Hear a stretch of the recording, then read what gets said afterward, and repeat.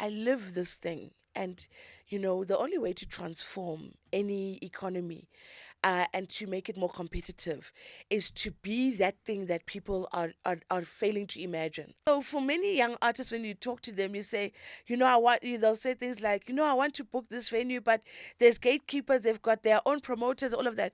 Yes, we are living in a country of gatekeeping, because they know that they've convinced us of scarcity thinking. Absolutely. Stop thinking in a scarcity mode. Think in an abundance mode. Say, there's a gatekeeper there, which means there's a gate. I don't want to go where there's gates. One thing that I picked up, the tour operators, God bless them, but they're afraid to come to Soweto at night. So whereas when I used to see that as kind of a frustration, but now I've seen it as an opportunity, because I'm like, okay, you won't do at night. Please don't do at night then. Let me be the night person. Yeah. So you are turning it around, because that's the space now where you are able to operate. Yes.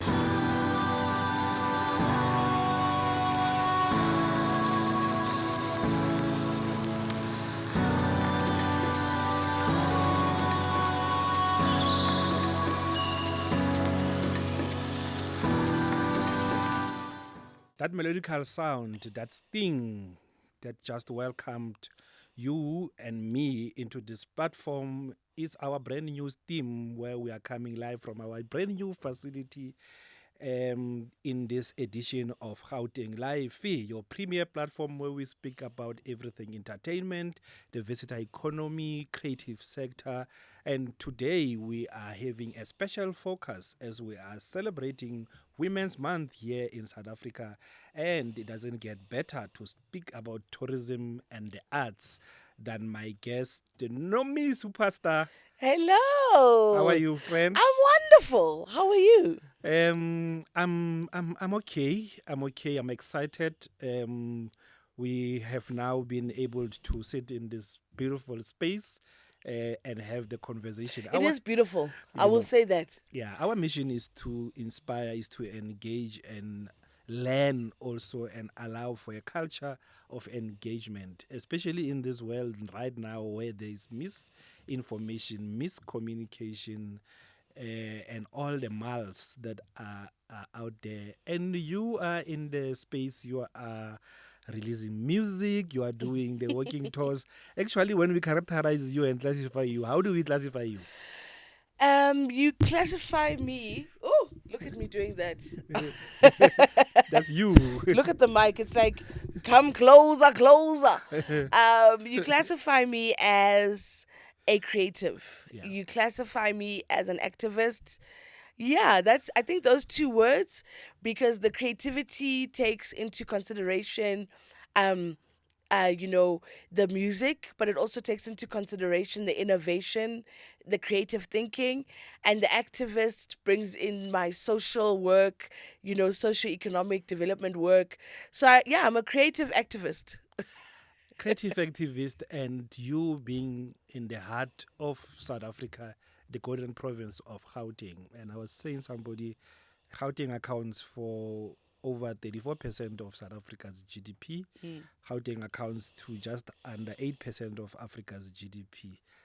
So this is quite huge. If this was a country, it will be the 7th biggest economy in the continent. And at the heart of that, it's Soweto, which is not just a destination or a space you see in the weather reports or in a map where you see there's a Soweto. It's actually the energy and the pulse, the past, the now, and the future. And you are at the heart of driving walking tours, ensure people come and interface with the specific city and destination that we have. What has been some of the challenges you come across as you sell night tours, for example, and in Soweto? So I want to start by talking about why I started doing night tours. I have an NPC called Funkitam Walking. Okay. And Funkitam Walking aims to make it safe for a woman to walk Is it any... funky? Funk it, Okay. I'm walking. Funk it, I'm walking. Yes. And it aims to make it safe for a woman to walk at any time of day in any condition. 100.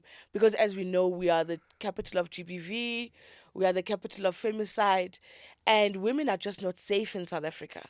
We are not safe in our homes, we are not safe in the street, we are not safe. And I, having lived abroad, I realized that, our inability to walk as women, just walk, Yeah. it means that we are not enjoying freedom. Yeah. As South Africans, if you can't walk, where are you free? Yeah. And so I started this organization, and basically, what it is, it's a think tank that thinks about ideas and businesses, so like sustainable businesses that will enable women's safety. Because we've been to the marches, we've seen the marches, we've seen the bus parades, we've seen the dialogues, and still women are not safe. And you still Beijing, Yeah, among others. exactly. Yeah. And we're still not safe. And so for me as an economist, I thought, the way in which things happen in South Africa and around the world is that something will come to be if it makes business sense. And so Funketam Walking then embarked on 5 to 6 years worth of research to say what kind of business in Soweto would enable women's safety. Hence, Soweto Night Out Tours was born. And so at the heart of our business, we are enabling women's safety. Over the 5 years, we got built very strong networks with the Community Policing Forum. Yeah. And for anyone who doesn't know, the CPFs, they patrol at night for free. And they keep our streets safe for free. And so what our business has done is that it's monetized what they already do for free. Absolutely. So when I have a night tour, all the CPFs get paid. In fact, we've got CPFs that we worked with from Orlando East who helped us build our business. They get paid regardless of whether the walk is in their area or not. Yeah. When there's a night walk and there's a booking, they get paid because they help me build the business. Yeah. They are investors. So Soweto Night Out Tours is that. And we do night walking tours. We've got 6 products throughout Soweto. So from Zimhlope, Jabavu, Orlando West, Orlando East, Dobsonville, there out by Regina Mundi, we've got routes. And what we've done is we've incorporated a youth choir. Because now when you holistically look at insecurity for women, it's got a lot to do with, of course, South Africa is a very patriarchal society. We've got toxic masculinity that plays a role in women's insecurity. But in addition to that, it's the crime. Yeah. It's the drug abuse. It's the addiction issues of our young people. So as part of our night walking tour, we work with a choir, Karabo ya Morena. And as our business grows, we want to work with more and more choirs because we want to give young people something to do at night. So they sing along the route. They sing along the pump route. The energy. It's amazing. And the guests, the walkers sing along. Yes. It's a vibe. It's a vibe. It's a Yeah. vibe. They bring such an amazing vibe. And then, of course, our business employs tour guides. I'm not a tour guide myself. I'm a tour operator. Yeah. But I employ tour guides. So accredited tour guides then get employment. So our business really was about how do we enable women's safety and the economy of Soweto and the trends in Soweto. 300,000 tourists visit Soweto every year. That's an economic trend, but they don't stay till after 6. They don't stay after 6 p.m. So we looked at that trend. We said, we can. It's very difficult to create a new behavior. Yeah. So, for example, if there's no tourism in Zwelitsha, it's very difficult to create tourism. Yeah. But it's not so difficult to Work. work with consumers and adjusting behavior. So, so for example, if you go into a community where nobody uses washing powder, it's very difficult to get them to use washing powder. Yeah. But if you go somewhere where they're using washing powder, it's very easy to convince them to change from this washing powder to the next washing So powder. you are adjusting on what already exists. And I'm happy that you have designed things to this. You looked at the problem and then you design to solve. Absolutely. And for me, that's what the future holds, and young people and women in particular, with your ability to lead, with your ability to bring everybody on board, gives us that opportunity to actually design. So now you have designed for perception and realities of Soweto not being safe at night, and for women in particular. But women brings in the family.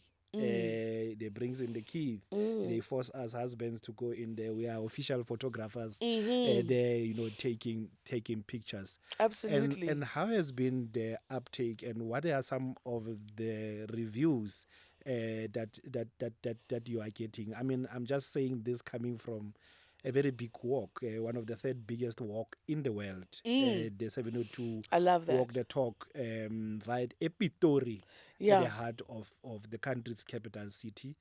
But what has been the response, to the product, not just the product of walking tours, but to the entire ecosystem of the experience where you are also doing wellness? Look, we are very well reviewed. I don't think we have anything less than a 5-star review. When people come on our night tours, they have a great time. We've created a package. We are also well reviewed by the community. I must understand that we are unlocking the economic value of safety. So in a community, we are showing them that, if it's safe, there's job creation and there's activity. We're attracting positive energy and aligning with our purpose, our positive purpose. And so within the communities, we are very well received. Now, South Africa, and Baba, you'll understand this, any economy in South Africa, any established economy in South Africa, there's still a lot of need for transformation. 100. So, from the perspective of people booking night tours, because I'm a B2B business, I am a tour operator. I need at least 20 people. I mean, listening to my infrastructure, I need at least 20 people to book before I can have a night tour. Absolutely. And for me, working in that space, that's a challenge, getting into that tour operator space, because that space is already almost owned and controlled by multinationals. Yes, yeah. And so, Unfortunately, and so being able to access that space, but it doesn't, for me, I say it's a challenge, it's not a barrier.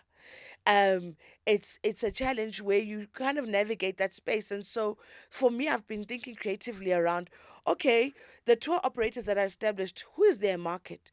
And I now know their market. So now I'm creating a new market for myself, right? Because there's markets, there's, Kenyans, there's Nigerians, there's Ghanaians, there's Black Americans from the USA who would be interested in my experience. One thing that I picked up, the tour operators, God bless them, but they're afraid to come to Soweto at night. So whereas when I used to see that as kind of a frustration, but now I've seen it as an opportunity, because I'm like, okay, you won't do at night. Please don't do at night then.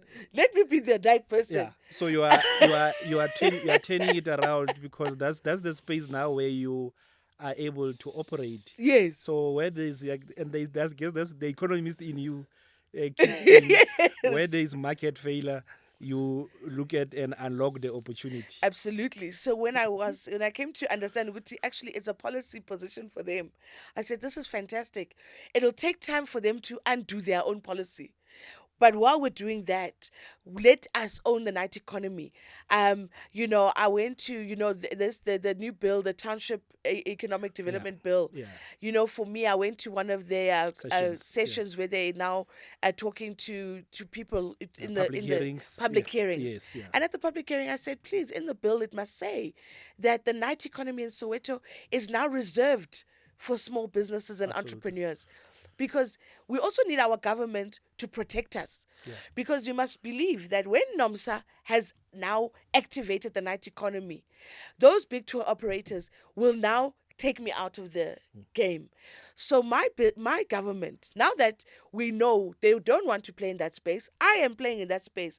I am now making that space welcoming to tourists. So I am doing all the groundwork. Yeah. Nomsa, with her pocket money and her savings, is busy working with CPFs. She's changing that economy. Then now, when that economy is unlocked, I must benefit from it. So that's, there's a role for entrepreneurs, for activists to play. But I also believe that my government must also, that's when you need now an agile government that is Absolutely. responsive An to say, activist government. an activist government to Absolutely. say, they're not playing in that space. No one's Yeah. going to fight about that law when you pass it to say, And I guess Nomsa is not just, and I understand when it starts in the townships, because the act now has made it usable to actually take your grandparents' four-room house, turn it to an Airbnb, and go to the bank and be able to put that as surety. While before you couldn't, because the Absolutely. place were not classified as business districts. absolutely. And now you are taking it a step higher to say this also becomes a set aside, because we are there, but not just, I guess, in townships, because global competitive cities like Johannesburg, like the Gauteng city region as a whole, are 24-hour cities. Absolutely. And it can't be that at 5 o'clock everybody wants to knock off, and 8 o'clock everybody goes to work. That is why the highways are clogged up, and the buses are clogged up, and the prices go up. So how do we make sure that even in the hubs, your Melrose Arch, your Melvilles of this place, the creators, another Nomsa in that space, that are part of this network, and for me, it doesn't even get bigger when it's held by its horns, this bull, by women that says, we are not afraid. That gives me the 1955 generation Absolutely. goosebumps, Thank you. Thank you. What an honor to be compared to such incredible women. For me, I live this thing. And, the only way to transform any economy, and to make it more competitive, is to be that thing that people are failing to imagine. And so Soweto Night Out Tours it's protest. It's alternative protest. When you look at our night tour, we look like a protest. La Marcha. We look like a protest. We've got flags. We are big. We're a big group of people. We're alternative protest. What we are doing is that we are performing the alternative. Yeah. The fact of the matter is, there is no reason why Johannesburg is, let alone South Africa, but I want to focus on Joburg because that's where I am. There's no reason why Gauteng is working on the 8-to-5 model. Yeah. We don't have weather like Europe, like America. In America in winter, they have days that they call a snow day where nobody goes to work. That's how cold it gets. Yeah. Whereby it's now actually dangerous to your well-being to actually leave your home. Yeah. That's how cold it gets. This is why people have these times, these 8-to-5, whatever. For me, I said, with the night tourism business, I said, in fact, Soweto is even nicer at night.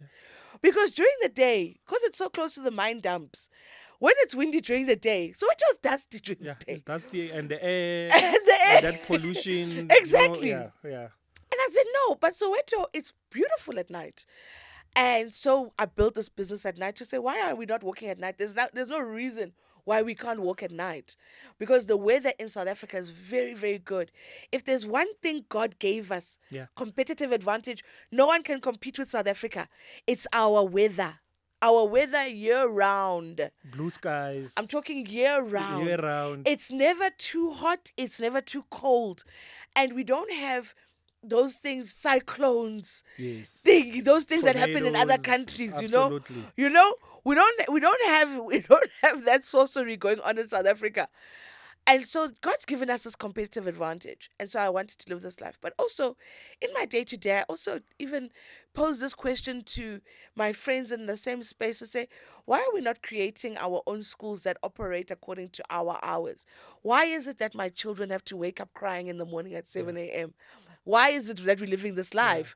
Because school in South Africa could easily start at 10 or start at 12 and kids come out later. Giving parents time to go to work and to knock off. Like, even the way that our economy is structured, we have allowed, we say that we are free, right? But now we need to take this freedom thinking and apply it into our day-to-day. There are things that keep us in shackles, in captivity, that are manufactured. by capital, which Yeah. we don't need to We necessarily need to comply unlearn them. with. We need to Yes, unlearn them. of course, there are big corporations and companies that will want to maintain that, and that's fine for people that are working in those corporations. But how is it that we start to reimagine what does a day look like? What does school look like? What does work look like? For myself, I'm looking for a homeschooling option for my children because I'm Yeah. saying, I mean, I'm at home all the time. Yeah. I only leave home at night. I want to have an option where I'm building family. I'm building, real people that are holistic, that are healthy. Um, I like to make the example of in France. In France, on Wednesdays, everybody goes to work and to school at the middle of the day. The Yeah. morning is for family. Yeah. We need to start doing No, that kind of thing. and that brings to me the point, and especially around the model. So there was a huge debate in the tourism space about the pricing model, and do we have a price for South African and a cost for internationals? And I guess it comes from also the cyclic nature of our tourism. So we do tourism ka weekend. The BNB operates when we are coming to the funeral or to the wedding, we book a BNB. Robben Islands or Maroping have a pensioners special ka Wednesday, and other chain stores, as you know. And you will see the pensioners queuing there, and they're like, so that's how this thing is structured. And this affects a price model because weekend is high demand and the prices goes up, and therefore it excludes those that don't have. But can we afford to go on a Tuesday and explore? So why what is it that we are doing wrong? Because at the height of COVID, it was possible. We normalized being able to work from home, to be able to work from everywhere, and I want to argue that there was even more productivity. So what do you think we're not doing right? And to what extent does your business set up a model that others can look at, especially in a vibey cosmopolitan city like Johannesburg, where there's no physical mining that must start at 4 in the morning? Actually, the economy is the creative, which you need your quiet space. It needs just you to be there. You can be working from anywhere. And mind you, if you're in mining, you'll know that mines run 24/7 because the gold doesn't sleep. Yeah. So Exactly. they make the humans like the gold they work shifts 24 hours. With our business, because of what we've been doing, and because of our premise to make it safe for a woman to walk at any time of day in any condition, what we were looking at was women in the workplace. Through the research, we were seeing that, there are barriers for women to succeed in the workplace that are based on their inability to stay late at work. And so this is why we wanted to do the night walks, wanted to make the night safer. In addition to that, when we were building our business model, we also didn't want to compete with the weekend. Yes. So if you look at all our night walks, we specialize during the week. We want corporates to book us during the week. Also because of our market. We can't compete with the operators that are there. Yeah. So we are tapping into a new market. We're going to direct to corporates. Say book. Now a corporate can't bring stuff on a Saturday or a Sunday. They're going to bring them on a Wednesday or Tuesday. But it also is good for our business model because what we're also trying to do is to keep restaurants in Soweto alive. So restaurants in Soweto only make money over the weekend because in Soweto there's no culture of dinner during the week. Yes. So we wanted to bring them large groups of people during the week so that every ever so often they're getting 60 people coming to their restaurant, coming and having a starter dinner and a cool drink.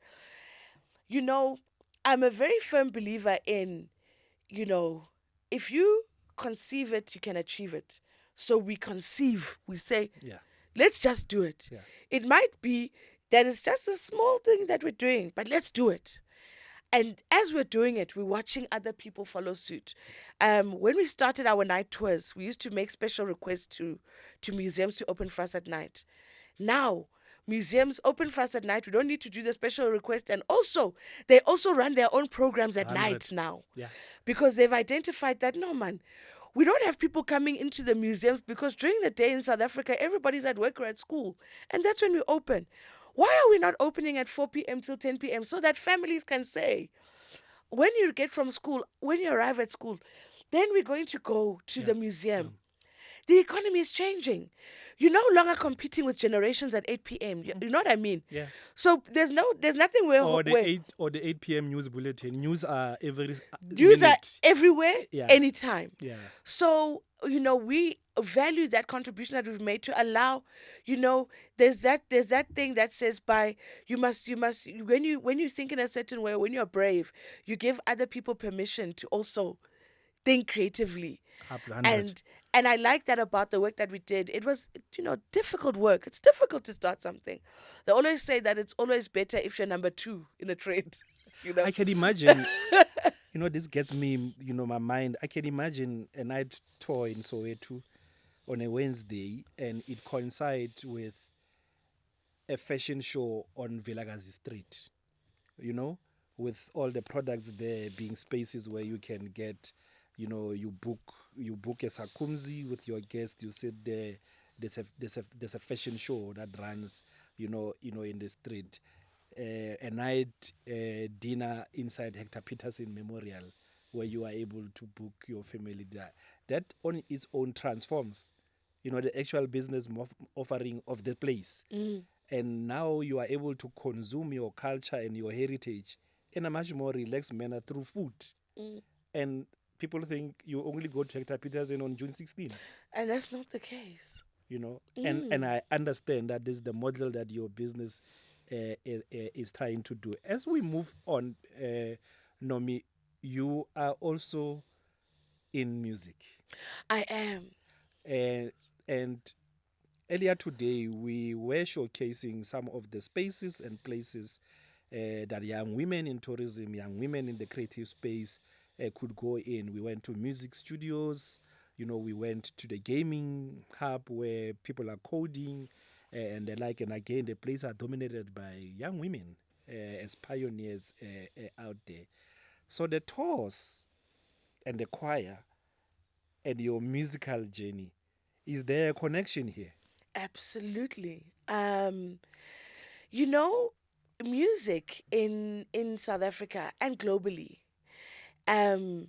it's a very fast-moving, it's like technology, very fast-moving space, a very trend-driven space.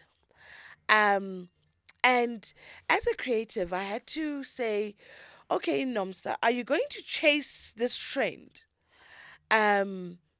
Is this you as your brand?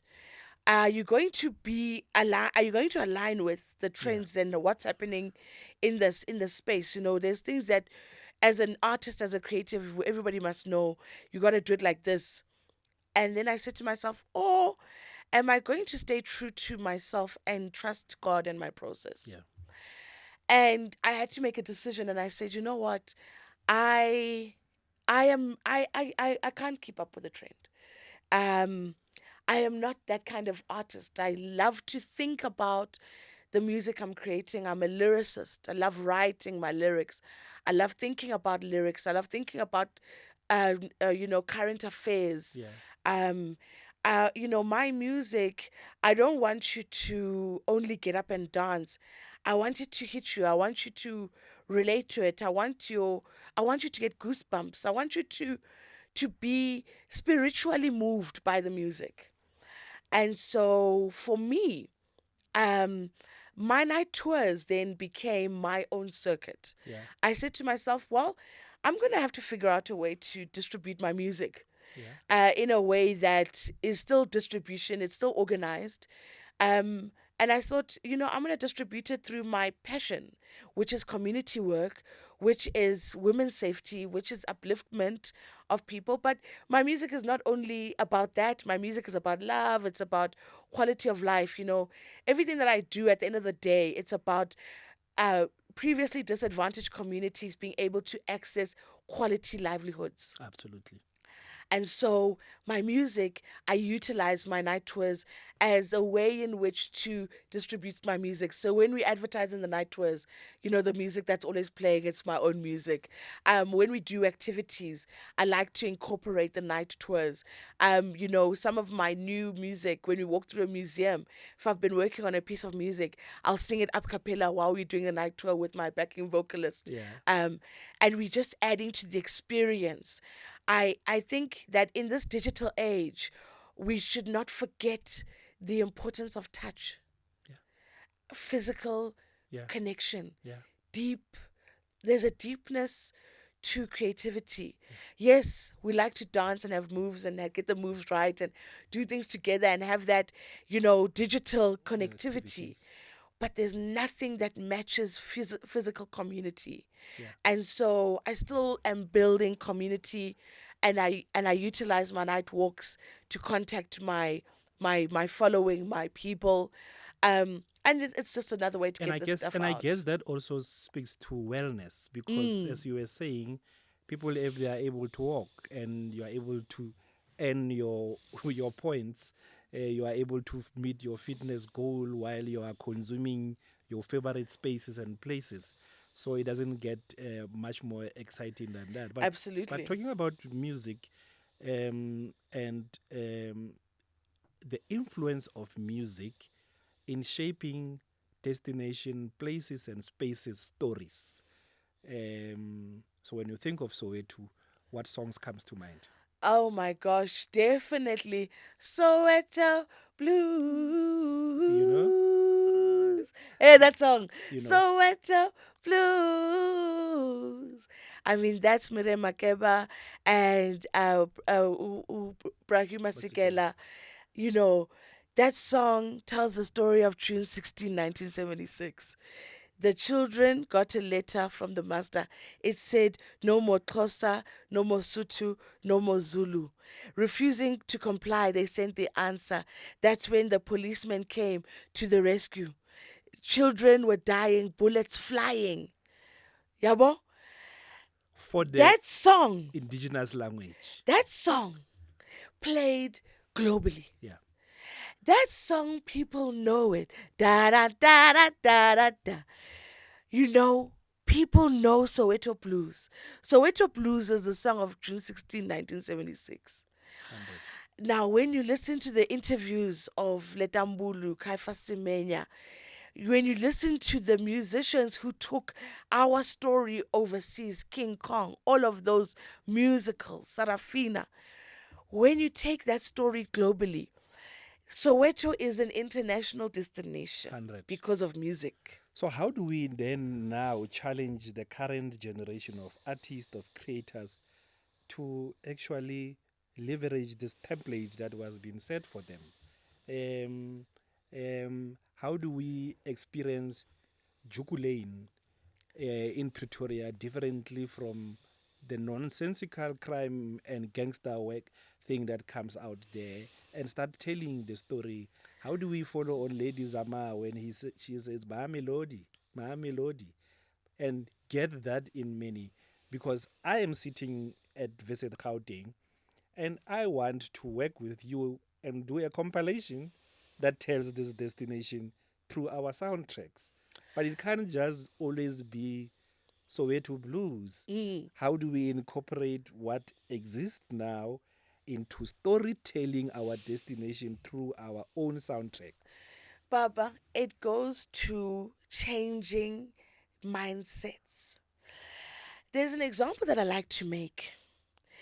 We have adopted a Eurocentric way of thinking. It's a scarcity mindset. Our mindset, if we think about life, we think there's not enough jobs, there's not enough this, there's not enough. That's a scarcity mindset.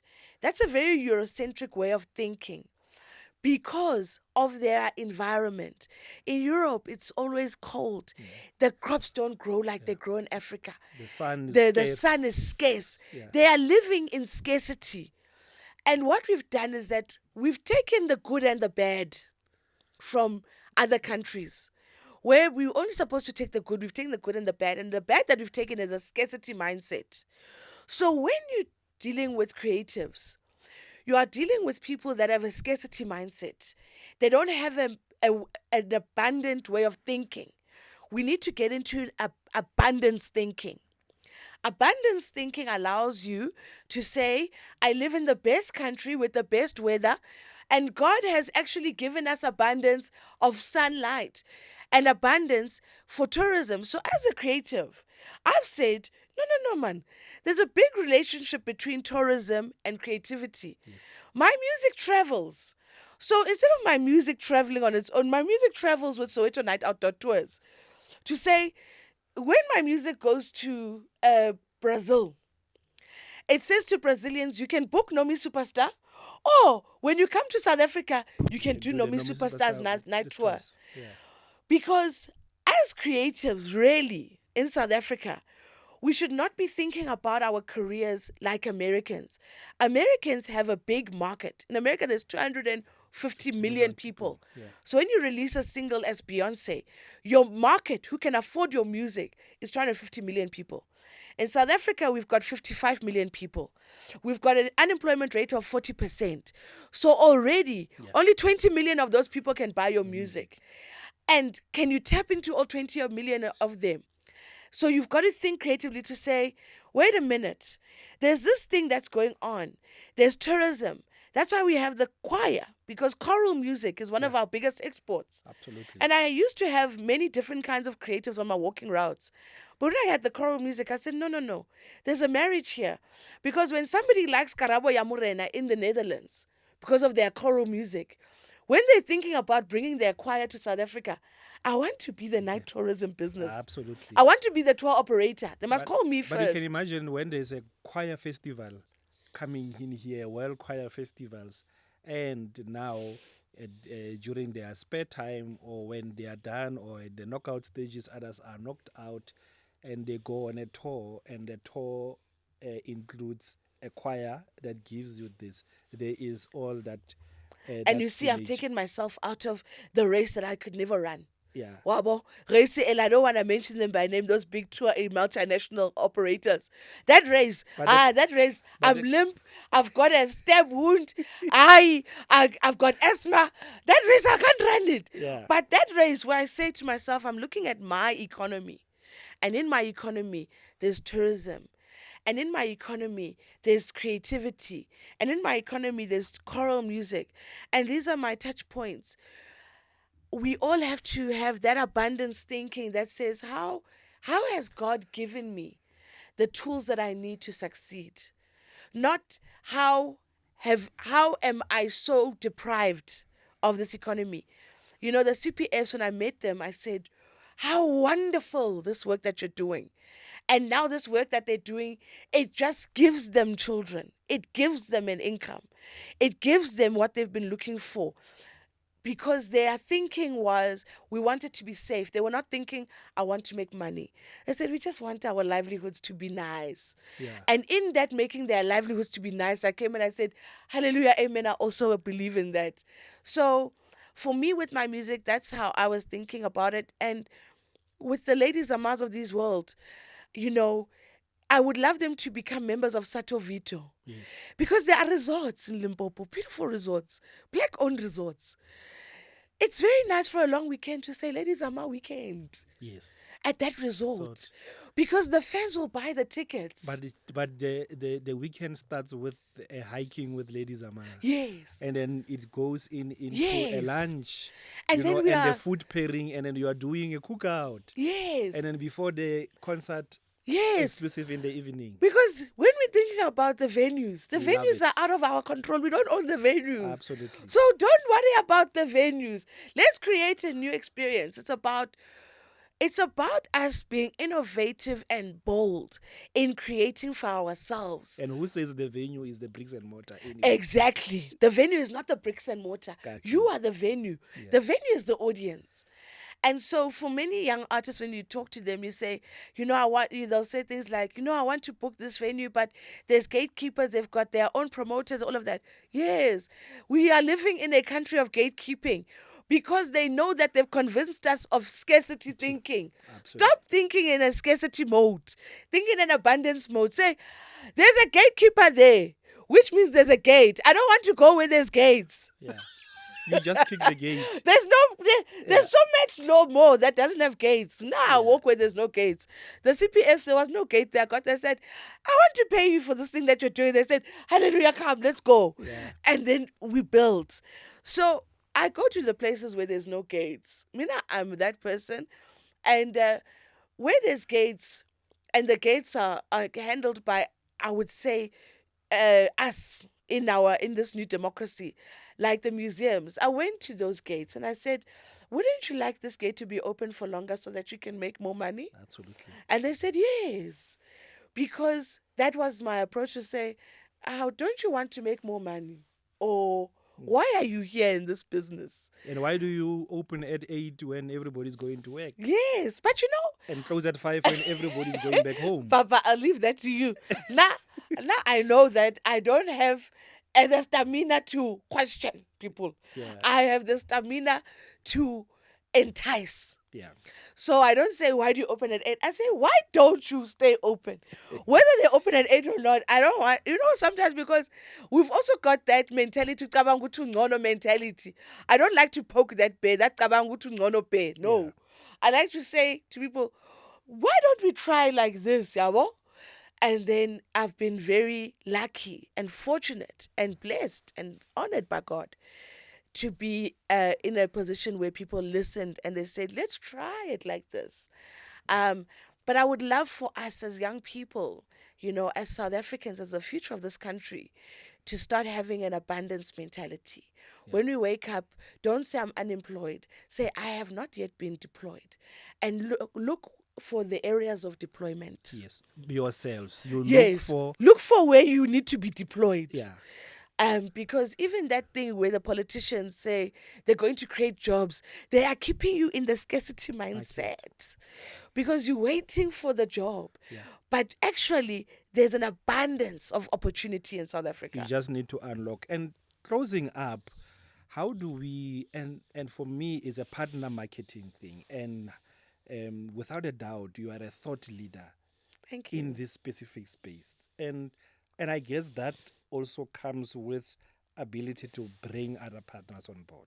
You are bringing the choir, you are bringing the museums, you are bringing Rhapsody that you hosted just a few weeks ago.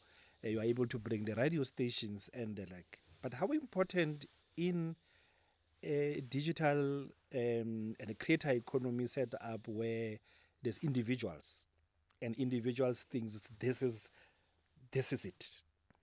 I want to make it.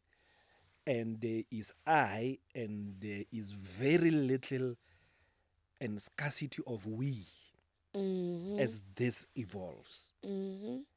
And when you embrace we, it becomes a partnership that benefits a whole circle and keeps this sustainably. I think that what we need to accept is that there is no power in the absence of community. And I like to make the example of, even for you to exist, Baba, even for you to be here, it was an act of community. Yeah. Two people had to come together to make you. Yeah. So God has already shown us, God has told us all the secrets of life. If you look at how God has built the world, God says there can be nothing without community. There can be nothing with only one. Yeah. When you are operating as I, you must know that the road you are on is very short.